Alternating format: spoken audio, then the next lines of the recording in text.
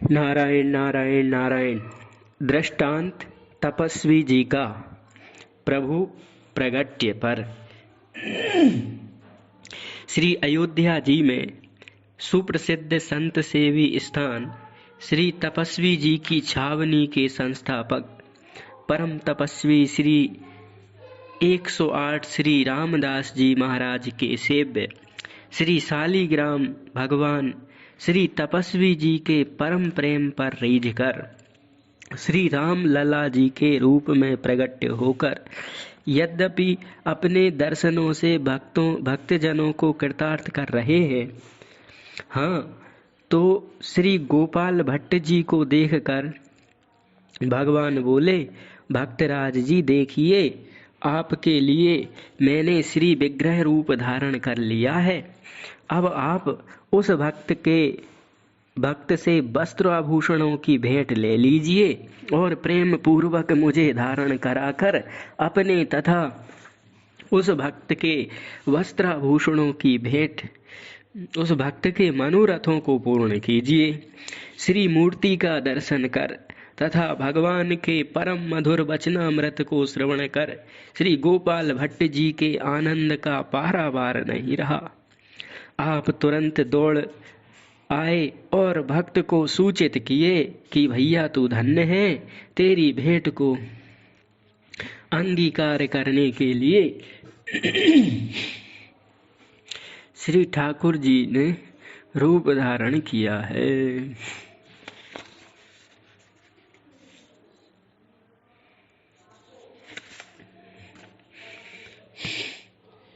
भक्त आनंद सिंधु में डूब गया। बड़े उत्साह से श्री गोपाल भट्ट जी ने शीघ्र ही रूप सनातन जी एवं अन्य वैष्णवों को बुलाकर श्री विग्रह का अभिषेक महोत्सव मनाया। विग्रह का श्री शुभ नाम रखा गया श्री राधा रमण देव जी। उस समय आपने यह पद गाया, श्री राधा रमण हमारे गीत, ललित त्रिभंगी श्याम सलोने, कटि पहिरे पट पीत, मुरलीधर मन हरन छबीले, छाके छके प्रिया की प्रीत, गुण मंजरी विदित नाग बर जानत रस की रीत।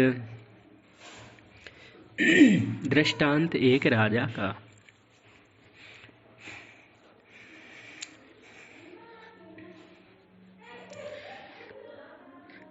दोष में गुण का दर्शन पर दृष्टांत। वासुदेव नाम के एक राजा सहज स्वभाव सब में गुण ही गुण देखते थे। उनके इस गुण से देवराज इंद्र बड़े प्रसन्न थे। उन्होंने एक दिन देवताओं की सभा में राजा की बड़ाई की कि वह राजा अपने गुणों से मृत्यु लोक की तो बात ही क्या, देवलोक वासियों से भी श्रेष्ठ है। देवेंद्र की यह बात देवताओं को अच्छी नहीं लगी।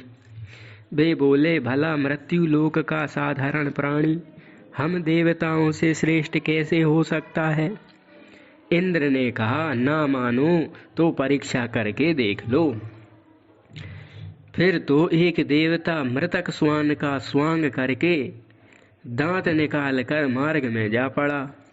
उस मृतक श्वान के शरीर से कुत्ते के शरीर से महादुर्गंध निकल रही थी, मक्खियां भिनक रही थी।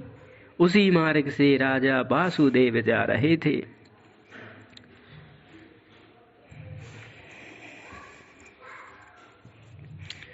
उनके संग के सब लोग तो कुत्ते को देखकर नाक भौं सुकोड़ने लगे, भला बुरा कहने लगे, परंतु राजा ने कहा, वह इस कुत्ते के दांत कैसे सुंदर कुंदकली के समान चमक रहे हैं। इतने बीभत्स रूप में भी राजा की गुणदर्शिका दृष्टि ने गुण खोज ही लिया। यह देख कर देवता बड़े प्रसन्न हुए और साक्षात प्रकट होकर राजा को दर्शन तथा मनोवांछित वर प्रदान किए। साधु पुरुष गुण में तो गुण देखते ही हैं, दोष में भी गुण देखते हैं। इसके विपरीत असाधु पुरुष दोष में तो दोष देखता ही है, गुण में भी वह दोष ही खोजता रहता है। यथा गुण में अवगुण खोजहीं, प्रकृति के जो नीच। जैसे जूही बाग में, सूकर खोजे कीच। गुण में अवगुण खोजहीं, प्रकृति के जो नीच। जैसे जूही बाग में, सूकर खोजे कीच। अतः हमें गुणों पर दृष्टि रख के अपने दिल को प्रफुल्लित करना चाहिए। अगला दृष्टांत चित्रकार का दृष्टांत हृदय की शुद्धता पर।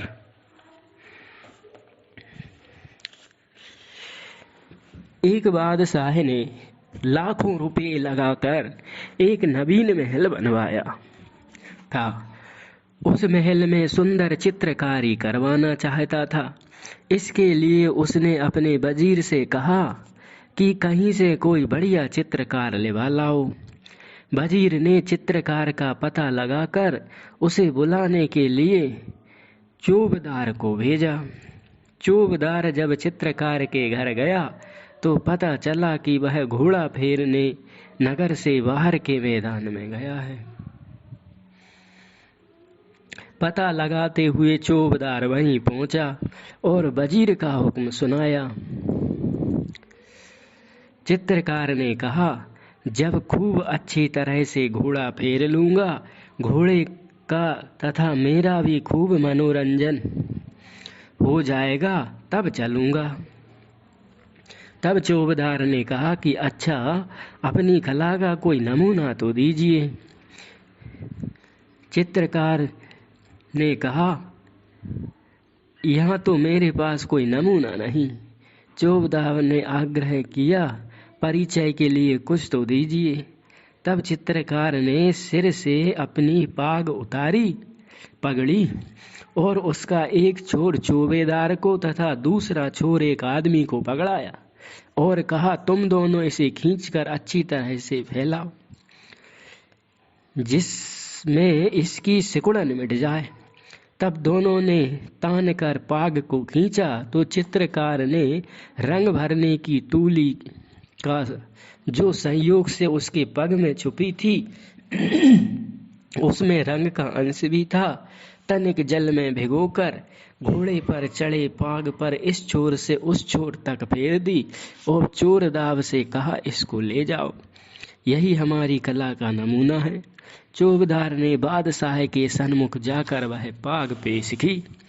जब कला का परीक्षण करने के लिए उस पाग को ध्यान से देखा गया तो देखने में वह यह आया कि चित्रकार ने एक तागे पर तूलिका चलाई, जिस रंगीच पर चलाई थी अपना ब्रश, उसी तागे पर आगे से लेकर अंत तक तूलिका चली गई। बीच में कहीं भी दूसरे धागे, दूसरी लाइन रंगीच पर स्पर्श भी नहीं किया। कलाकार का यह हस्त कौशल देखकर बादशाह बहुत प्रसन्न हुआ। तब तक चित्रकार भी दरबार में आ गया। बादशाह को सलाम कर अपना परिचय दिया। बादशाह ने पूछा, तुम इतनी बढ़िया चित्र बना सकते हो? कलाकार ने गर्व में भरकर कहा, बेअदब ही माफ हो, मैं इतना बढ़िया चित्र बनाऊंगा कि एक खुदा को छोड़कर दूसरा कोई उतना बढ़िया चित्र नहीं बना सकता।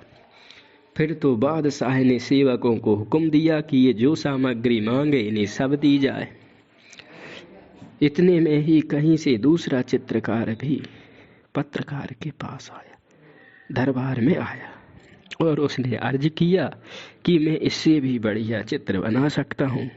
बादशाह ने कहा, बहुत अच्छा, तुम दोनों ही चित्र बनाओ, तुम्हें जो भी कुछ रंग रोगन चाहिए वह सब बताओ, मैं अभी मंगवा देता हूँ।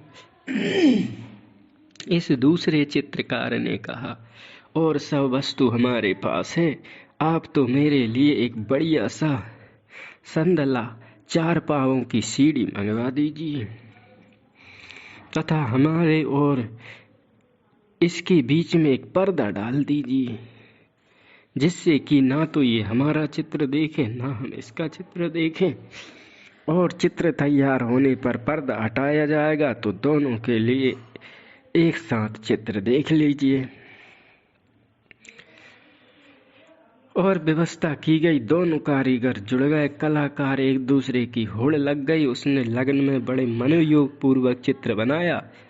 इधर दूसरे कारीगर ने बीच में पर्दा डालकर संदला लगाकर दीवार पर घोंट फेर कर ऐसी बढ़िया सफाई कर दी कि कुछ दिन बाद चित्रकार ने बादशाह से अर्ज किया, तैयार हो गया चित्र।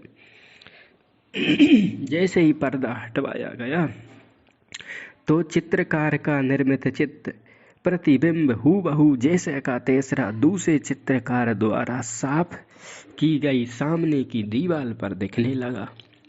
बादशाह दोनों चित्रों को अत्यंत अच्छी तरह देख कर बोले, दोनों चित्र अच्छे हैं, परंतु दूसरे वाले के चित्र में कलम की बारीकी विशेष है तथा चमक भी चौगुनी है।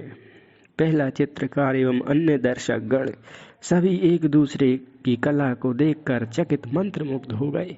किसी को रहस्य का ज्ञान नहीं हो सका। जिज्ञासा पर दूसरे कलाकार ने अपना कौशल प्रकट किया। यह है दृष्टांत। दृष्टांत में इसी प्रकार जब हृदय अशुद्ध हो जाता है तब भगवान का दिव्य स्वरूप अपने आप आभासित होने लगता है। अत्यंत शुद्ध हृदय होने पर प्रतिबिंब साफ दिखाई देने लगता है। ये दृष्टांत का तात्पर्य था।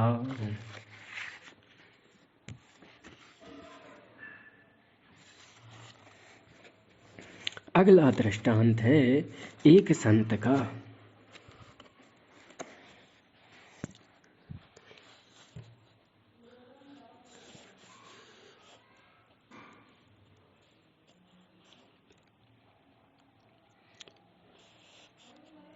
एक संत का दृष्टांत।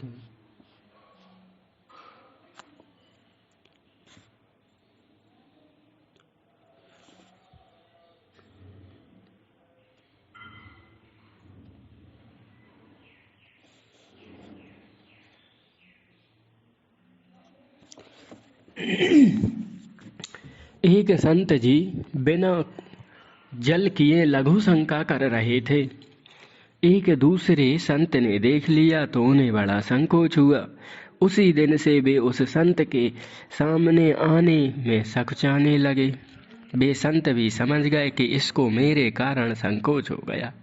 अतः उन संत का संकोच दूर करने के लिए उन्होंने ऐसी अनुपम लीला की कि एक दिन जब स्वयं श्री ठाकुर जी के लिए भरा हुआ जल का कलश सिर पर लेकर आ रहे थे तो मार्ग में वे संत दिखलाई पड़ गए। अतः उन्होंने दिखाकर सिर से हाथ बटेर लग गई हो ऐसा विचारने लगे कि ये तो हमसे भी गए बीते निकले। मैं तो जलपात्र नहीं लिया था और ये तो ठाकुर जी का जलपात्र लिए हुए खड़े खड़े लघु शंका कर रहे हैं। उन संत से नहीं रहा गया। उन्होंने उनके गुरु जी के पास जाकर इस बात की शिकायत की। श्री गुरु जी ने उन्हें बुलाकर पूछा, तुमने ऐसा क्यों किया? तो उन्होंने कहा कि जय मैं आपसे एक बात पूछता हूँ। जब हाथी की पीठ पर श्री ठाकुर जी का जल भरकर आता है तो हाथी भी लघु शंका लगने पर खड़े होकर लघु शंका करता है। फिर मैंने कर लिया तो क्या हर्ज हुआ? गुरु जी हंस गए और बोले, हाथी की बात छोड़ो, सही कारण बताओ। तब उन्होंने बताया कि मैंने इनका संकोच दूर करने के लिए ऐसा किया।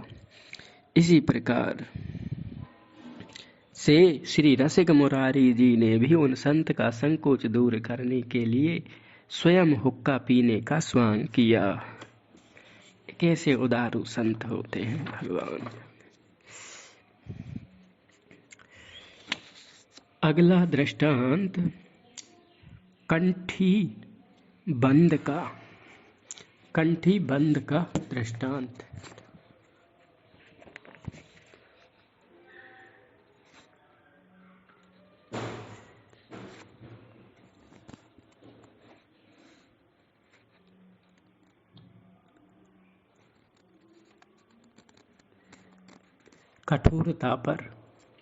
कठोरता पर दृष्टांत।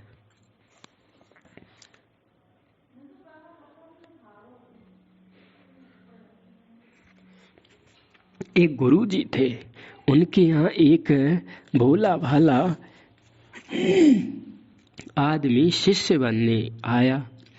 उन्होंने उसके गले में कंठी बांध दी और रात दिन उससे जी तोड़ काम लेने लगे। एक बार गंगा का स्नान का कोई पुण्य पर्व आया। गुरुजी ने चेला से कहा, बच्चा स्नान करने चलना है। चेला ने गुरुजी का आसन बांधा, थोड़ा बहुत अपना सामान भी लिया और सब लाद फांद कर गुरुजी के साथ चल पड़ा। कुछ दूर चलकर गुरुजी ने एक परिचय मित्र के यहाँ रात्रि विश्राम किया। जब प्रातः काल चलने लगे तो मित्र ने कहा, चलने का विचार तो मेरा भी है, परंतु कोई आसन वासन ले चलने वाला नहीं है। गुरुजी ने कहा, है तो कंठी बंद चेला मेरे साथ, वह ले चलेगा। फिर मित्र भी तैयार हो गया। कंठी बंद ने उसका सामान भी सिर पर रख लिया। आगे चलकर पुनः एक मित्र के यहाँ विश्राम हुआ। वहाँ भी यही हाल रहा। बेचारे कंठी बंद ने उसका सामान भी सिर पर लादा। आगे चलकर पुनः एक मित्र के घर यहाँ पड़ाव हुआ। वहाँ भी यही समस्या आई तो कंठी बंद चेला हृदय से हार गया, क्योंकि उसके पास पिछले बोझ ही इतने थे कि उससे चला नहीं जाता था। अब जब पुनः गुरुजी ने इन मित्र का सामान भी ले चलने को कहा तो चेला ने खिसियाकर कंठी तोड़कर गुरुजी को देते हुए कहा कि यह लो अपनी कंठी और इसे किसी बैल अथवा ऊंट के गले में बांध देना। अब हमसे कंठी की कीमत नहीं चुकाई जा सकेगी। तो ऐसा कठोर नहीं होना चाहिए। कोई बेचारे चेला को गुरुजी तेल निकाल लेते। और स्वामी शरणानंद जी कहते हैं कि चेला तो गुरु रूपी खूंटा पे बंधा हुआ बछड़ा है, जो भई मड़रात रहे थे, दाएं देते रहे थे। जीवन का भगवत भक्ति में ठीक से उपयोग नहीं कर पाता है। तो ये बात थी कंठी कीमत की। अब दृष्टांत आता है दो स्त्रियों का। वेश्या, दो स्त्रियों के दृष्टांत पे कथा आती है पतिव्रता को लेकर। दोनों स्त्रियां बड़ी पतिव्रता थी। एक स्त्री एक दिन धान कूट रही थी। उसी समय उसका पति आया और पानी मांगा तो उसने ऊपर उठे हुए मूसल को नीचे नहीं रखा, बल्कि वह जितना ऊपर था वहीं छोड़कर पति की आज्ञा पालन में लग गई। मूसल अधर में ही लटका रहा। दूसरी स्त्री जल भर रही थी। उसी समय किसी कार्यवश उसके पति ने पुकारा तो वह घड़ा कुएं में बिना निकाले ही वहां जहां की तहां दौड़ चली। उसका घड़ा भी कुएं में जहां तहां अटका रहा। उसी प्रकार श्री रसिक मुरारी ने भी तत्काल गुरु आज्ञा का पालन किया। आज्ञा पालन सबसे बड़ी सेवा है। यथा आज्ञा समना सुसाहिब सेवा, सो प्रसाद जन पावे देवा।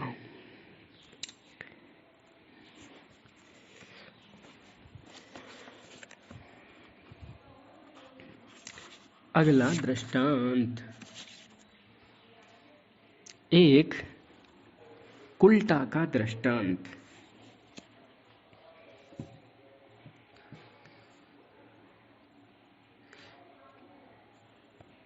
त्रिया चरित्र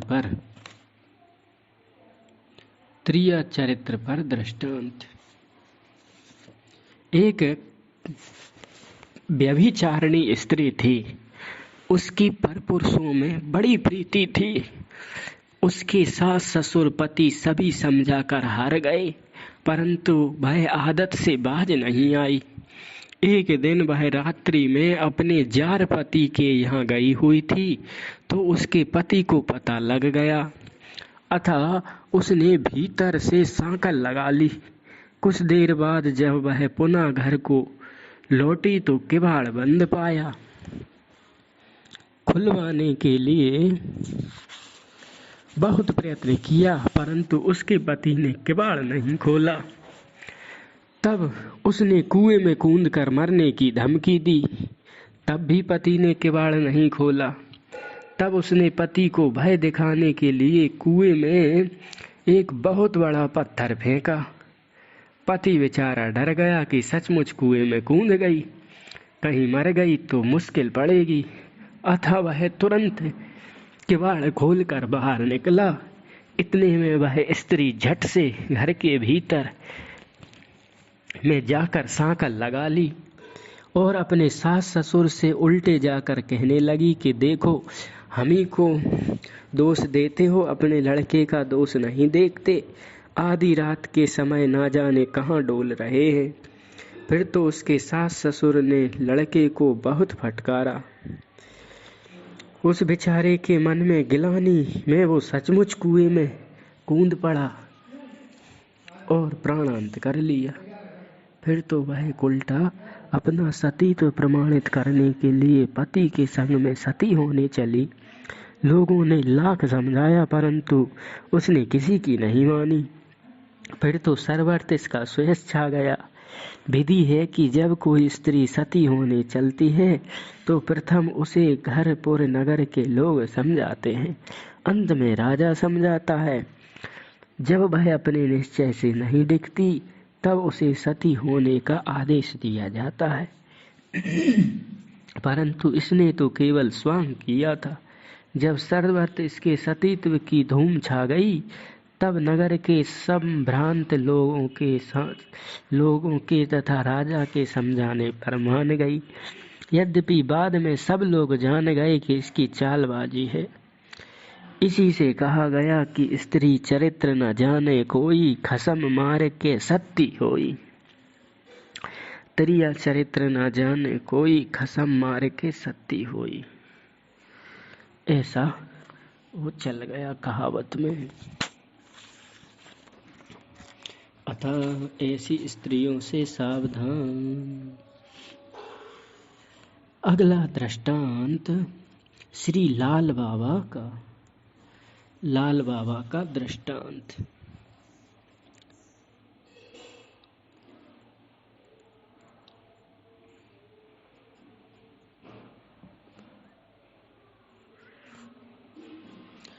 सच्चे भक्त के प्रभु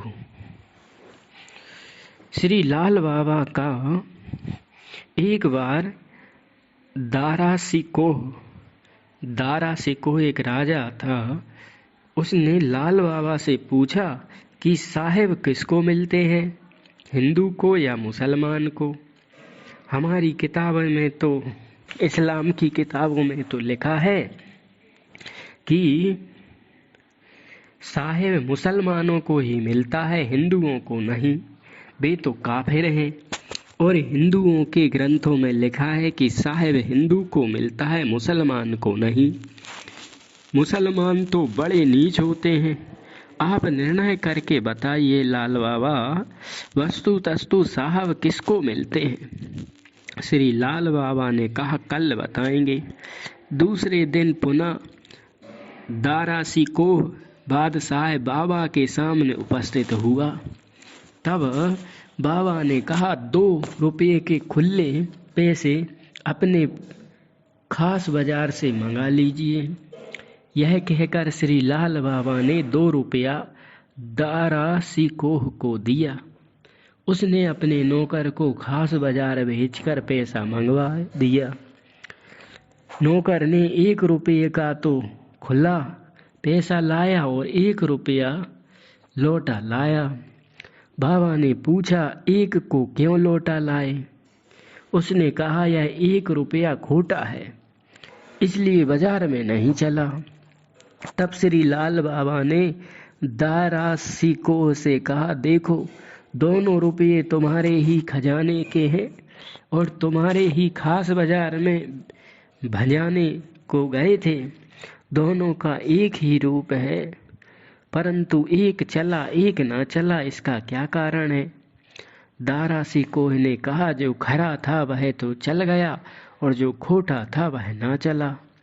तब श्री लाल बाबा ने कहा, ऐसे ही हिंदू मुसलमान दोनों भगवान की ही संतान है, परंतु इन दोनों में जो सच्चा होता है उसको भगवान मिलते हैं, वह चाहे हिंदू हो या मुसलमान हो।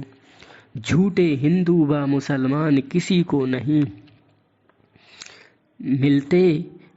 यही कारण है कि कसाई होने पर भी श्री सदन जी पर भगवान रीझ गए। अतः सच्चे बनने का प्रयास किया जाए।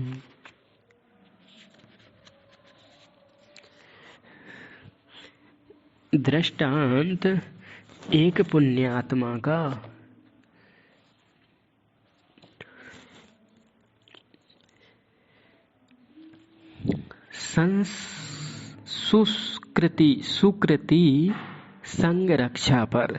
सुकृति संरक्षा पर एक पुण्यात्मा का दृष्टांत। एक बार बड़े जोर की वर्षा हो रही थी, बिजली चमक रही थी। यात्रियों का एक समुदाय वर्षा से बचने के लिए एक फूस की झोपड़ी में बैठा हुआ था। उस झोपड़ी पर बारंबार बिजली टूटती, परंतु बीच से ही लौट जाती। यह देखकर झोपड़ी में बैठे हुए आदमियों में से एक ने कहा, जान पड़ता है बिजली हम लोगों में से एक को मारना चाहती है, परंतु छप्पर पर गिरने के साथ सब लोग मारे जाएंगे, इसलिए लौट लौट कर जाती है। अतः उचित है कि हम लोगों में से एक एक व्यक्ति झोपड़ी से निकलकर अलग खड़ा हो जाए। बिजली जिसको मारना चाहेगी मार देगी। ऐसा ही किया गया। धीरे धीरे सब लोग बाहर निकले और झोपड़ी में लौट आए, परंतु बिजली किसी के ऊपर भी नहीं गिरी। केवल एक आदमी झोपड़ी में रह गया। अब तो सब लोग यही कहने लगे कि इसी के ऊपर बिजली गिरेगी, परंतु उसी समय बड़ी विचित्र घटना घटी कि वह आदमी के ऊपर बिजली गिरेगी।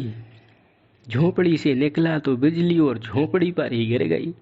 उसमें बैठे सब के सब लोग मर गए, वह एक आदमी बच गया। बात यही थी कि इस एक के सुकृत से ही सब बचे थे। इसके अलग होते ही सब के सब मारे गए। यह से सिद्ध होता है कि समाज में एक भी सुकृत रहे तो किसी का अनिष्ट नहीं होता।